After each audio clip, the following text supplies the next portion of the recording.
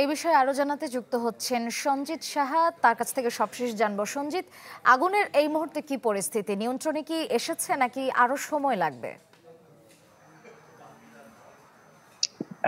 আপনি জানেন গতকাল 10টা 5 মিনিটে কিন্তু এই নরসিংদীর এনআর স্পিনিং মিলে আগুনের ঘটনা ঘটে এবং এখনো কিন্তু সেই আগুন জ্বলছে। আমরা যেখানে দাঁড়িয়ে রয়েছি, এই যে গোডাউনটি, এই গোডাউনটিতে কিন্তু এখনো থেমে থেমে আগুন জ্বলছে। অর্থাৎ কি বুঝলেন ভাই?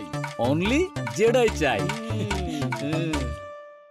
এর পেছনে যে গোডাউনটা, সেই গোডাউনে কিন্তু আগুন এখনো নেভানো যায়নি। অর্থাৎ একটি গোডাউনের আগুন পুরোপুরি নিয়ন্ত্রণে আনা হয়েছে এবং পেছনে যে গোডাউনটি রয়েছে সেই গোডাউনটিতে কিন্তু এখনো আগুন জ্বলছে এবং এখানে যে কারখানাগুলো রয়েছে সেটি কিন্তু ভস্মীভূত হয়েছে।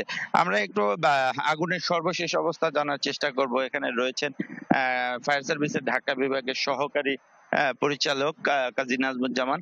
আগুনের সর্বশেষ কি অবস্থা বা কতক্ষণ লাগবে আর নিয়ন্ত্রণে? বিশেষ করে তুলা এবং যে সুতার যে আগুনটা, এটার গাইড গুলো এই গুদামগুলোতে পরিপূর্ণ ভর্তি অবস্থায় আছে। আমাদের আগুন এখন বর্তমানে ড্যাম্পিং অবস্থায় চলতেছে।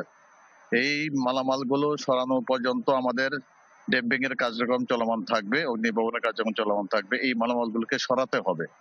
যদি না সরানো হয় তাহলে বাতাসের সংস্পর্শে আবার হালকা হালকা আগুন জ্বলে যাবে।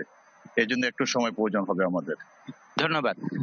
দর্শক, আপনারা শুনছিলেন আসলে তুলার আগুন, যার কারণে কিন্তু এটার যে প্রভাব সেটা খুব সহসায় কমছে না। অর্থাৎ বাতাসের গতিবেগের সাথে সাথেই কিন্তু থেমে থেমে আগুন জ্বলে যাচ্ছে। তো এই আগুনটা থামতে পুরোপুরি বন্ধ হতে আরো কিছুটা সময় লাগবে এবং এখানে যে ধ্বংস অবশেষ অর্থাৎ পুরা তুলাগুলো রয়েছে সেগুলো সরিয়ে নিতে হবে। তো এই ছিল সর্বশেষ অবস্থা। শ্রেয়া। ধন্যবাদ সঞ্জিত। সরাসরি যুক্ত ছিলাম নরসিংদীতে।